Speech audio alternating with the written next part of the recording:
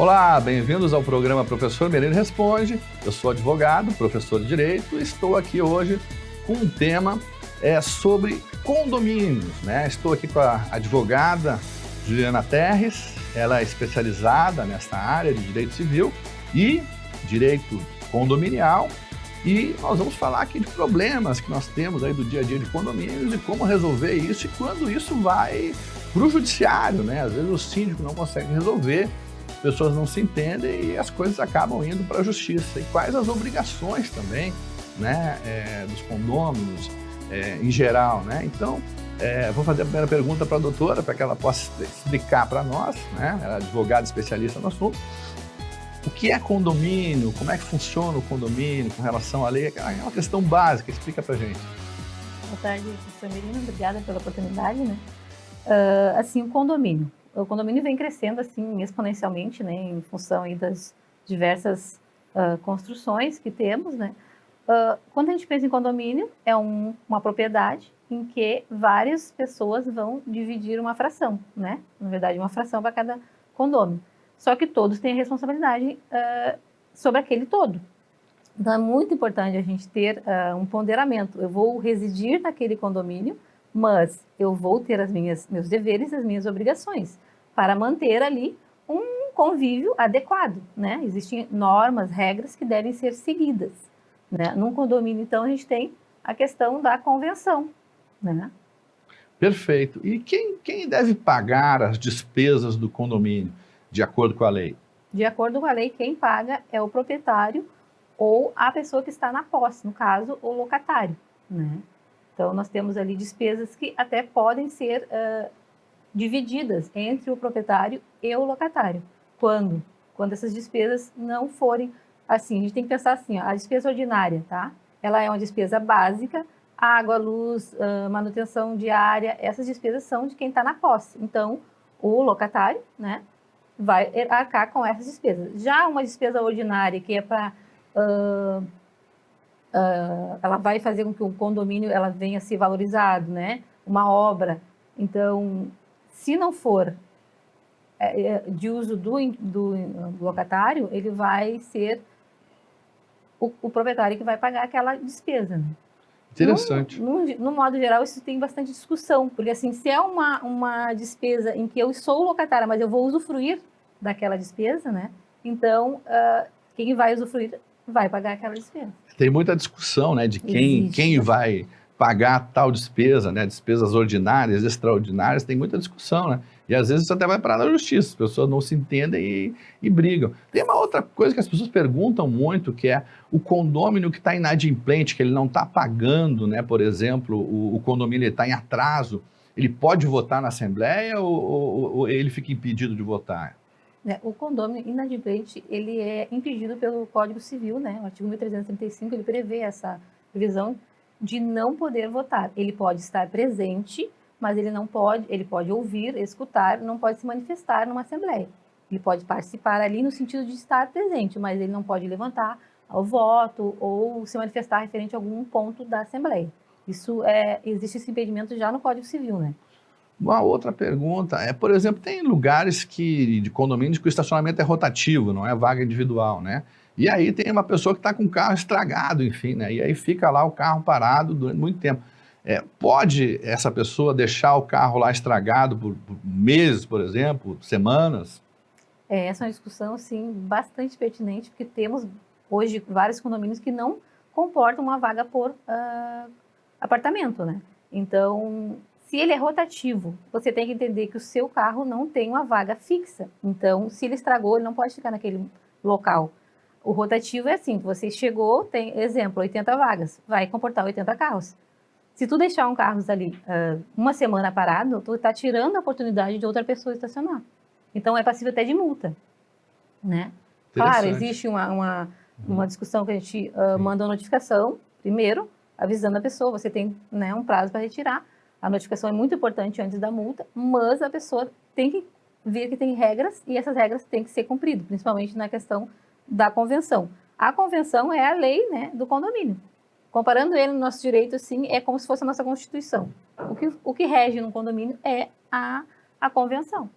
né? E uma outra questão, é muita briga às vezes, tem condomínios que permitem animal de estimação, condomínios que não permitem animal de estimação, então as pessoas às vezes têm um cachorro que é como se fosse um filho, um gato como se fosse um filho, né? E aí, é permitido em todos os condomínios ter animal de estimação e no caso do condomínio impedir, é possível buscar isso judicialmente na prática? Sim, na prática nós já temos várias decisões em que o pet, na verdade, ele, como você falou, tem gente que pensa que é um filho, né? Trata como filho. Então, ele tem um animal de estimação que é uma companhia. Tem inúmeras pessoas que preferem conviver com os animais do que com os próprios seres humanos. A gente, né, cresceu essa área, o direito dos animais, inclusive, está aí para proteger esses animais, né? Então, precisamos, se o condomínio tem na convenção, né, essa lei que não pode ter pet, antes de você comprar um bem, um imóvel, você precisa, né, ir atrás das regras desse bem. Mas nós já temos decisões, né, em que é possível sim mudar. E tem pessoas, né, também que tem aquela questão do animal, de local do condomínio, e às vezes fazem necessidades ali, as pessoas não limpam, né? A pessoa que mora no prédio, que acontece isso, né, não limpa as necessidades do animal, por exemplo, pode ser multada por isso? Sim, pode ser multado. Sempre lembrando que tem a notificação, né? Porque você está sendo notificado e avisado daquele ato, e posterior a multa. Porque, sim, na verdade não é só em condomínios isso, né? Se você tem um pet, você saiu para passear, você tem o dever de recolher ali os dejetos do seu animal. Você não vai passear com o seu animal na rua e deixar na calçada do vizinho, não é falando em condomínio, né? Os dejetos do animal, né? É uma questão de ponderação, tu tem que ter uma noção de que não é adequado. Com certeza. E, doutora, pode contar para a gente assim, algum caso prático judicial que tenha ido à justiça, que a senhora tenha atuado judicialmente, que as pessoas não se entendam, né, lá no condomínio, com o síndico, enfim, e a situação tenha ido para a justiça? Consegue citar para a gente alguns casos práticos judiciais? Sim, nós estamos agora no escritório com alguns casos, né? Um caso que eu acho bem interessante falar é a questão da inadimplência, porque nós pegamos um condomínio que era do par, ele era um condomínio de baixa renda, e nós tínhamos ali 1 milhão de dívida, isso início de 2022, né? E em 6 meses de uma efetiva cobrança, trocou todo o síndico, trocou toda a gestão anterior não fez o mérito, né, que deveria ter feito ali, então as pessoas estavam desacreditadas, não pagavam os condomínios, simplesmente não pagavam, tinha anos de condomínios em atraso. Então, quando você deixa de pagar uma cota mensal, você tem que ter noção de que aquela cota mensal vai ser lisado todo o condomínio. Então, em 6 meses que nós assumimos esse condomínio, de 120 inadimplentes, baixou para 40 inadimplentes. Então, foi um avanço, né? A água do condomínio estava eminente assim para ser cortada quando nós assumimos. Então, um serviço essencial não tinha, estava 120 mil negativo na conta da administradora que administrava esse condomínio. Então, foi assim um caso que, se você fizer uma boa gestão, tiveres o síndico adequado, o síndico que tem ali assessoria jurídica, assessoria contábil, assessoria que possa fazer o trabalho junto com o síndico sozinho ele realmente não consegue, né?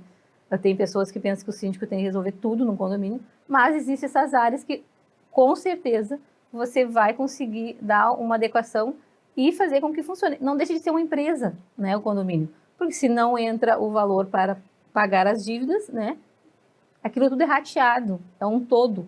Então, as pessoas têm que ter essa noção. E aí, sim, vários casos a gente teve que entrar judicialmente, mas a grande maioria a gente resolveu administrativamente extrajudicial. Várias questões extrajudicial. Vários acordos e está Interessante. funcionando. É muito importante, então, ter alguém, né, da área jurídica para cobrar, porque às vezes as pessoas administrativamente recebem lá a cobrança e recebem o boleto, aquelas empresas de cobrança cobram, mas se não tem um advogado efetivamente para colocar uma observação, uma notificação extrajudicial, né, no caso, dizer, olha, se você não pagar, você pode ser executado. Inclusive, Se a pessoa não paga o condomínio, ela pode ter seus bens apreendidos, a sua conta, e até o seu imóvel pode ser leiloado para pagar o condomínio também. Às vezes a dívida é tão grande, tem pessoas que devem lá 20, 30, 40 mil de condomínio, deixa os anos passando, né? E aí isso vai se agravando, né? Hoje nós vamos encerrando o nosso programa. É interessante essas questões de condomínio, porque tem muitas disputas e processos judiciais.